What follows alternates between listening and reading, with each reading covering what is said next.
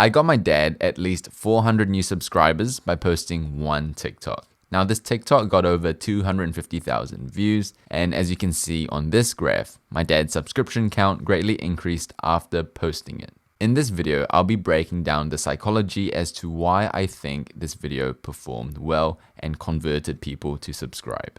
To be fair, however, my TikTok does have around 16,000 followers, but as you can see from my latest TikToks, followers doesn't guarantee views. Now, the two main reasons why I think this TikTok performed well was one, it filled a gap in the market, and two, the script.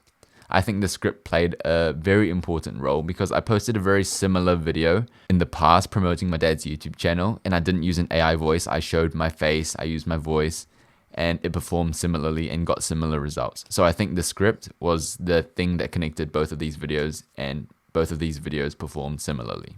So let's watch the video together and we'll break it down after. Let's start off with the intro. If you're doing NCEA and taking maths, stats, or calculus, here is a free resource that thousands of students are already using. Alright, there's a lot to unpack here, and also I just like to mention that the hook, especially for short form, is super important.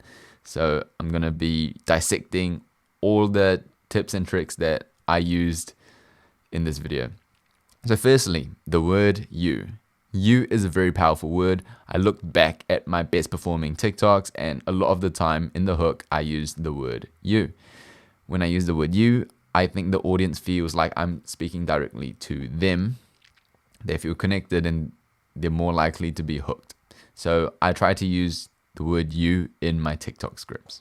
Also, with the hook, the first sentence of what I say, it's very important, and I found the hook of calling out my audience directly to be very effective. So if you do NCA, or if you study in New Zealand, or if you do martial arts, if you call out the audience directly, then I also feel like the audience feels like I'm talking directly to them and they're more likely to listen. Also, if you don't know what NCA is, just side note, NCA is the curriculum in New Zealand. So just to let you know, and so you're on the same page. Also, if we wind it back, I try to use the visual hook as well. So I often combine the visual hook and the verbal hook. So you can see the NCA logo here, and you can also see the NZQA website where you can access all the past papers. So this is a very familiar page if you do NCA in New Zealand. So if you can show people something they're familiar with and call them out directly, these two things are synergistic and you hook people visually and verbally. So that was what I tried to do here. And then also, if we play it forward a little bit more.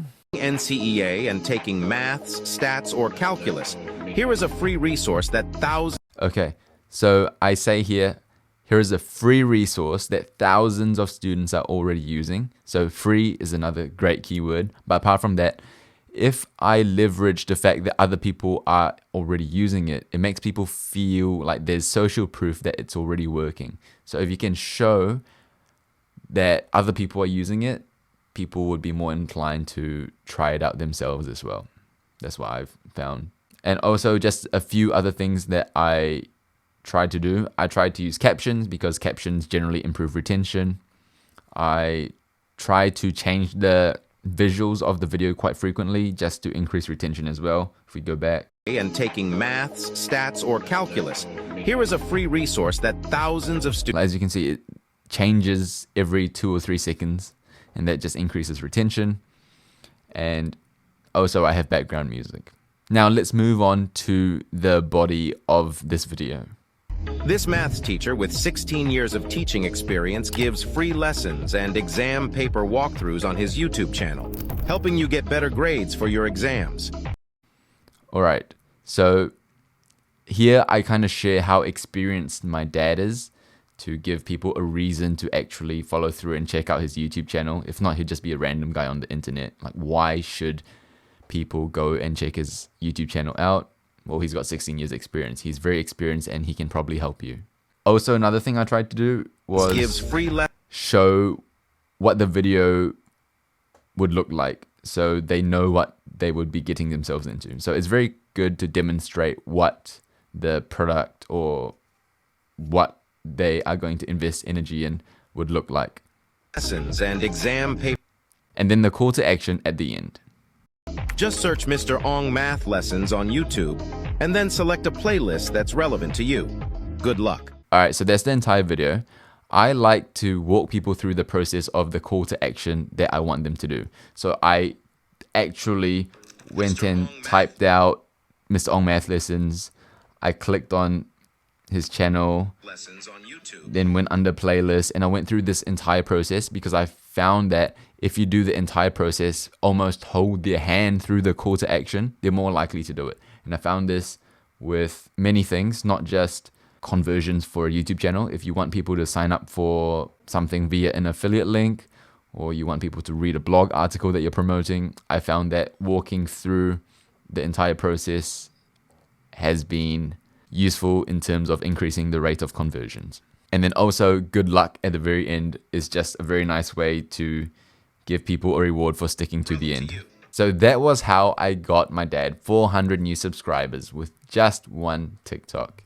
Now, if you want to go more in depth in terms of learning how to script videos, I made a video on my channel about how I script TikToks and how I have gotten many views. I think it's one of the most valuable videos on my channel because I think scripting videos, especially for short form, is one of the key determinants as to whether or not a video performs well. Thanks for watching. My name is Junius, and I'll see you in the next one.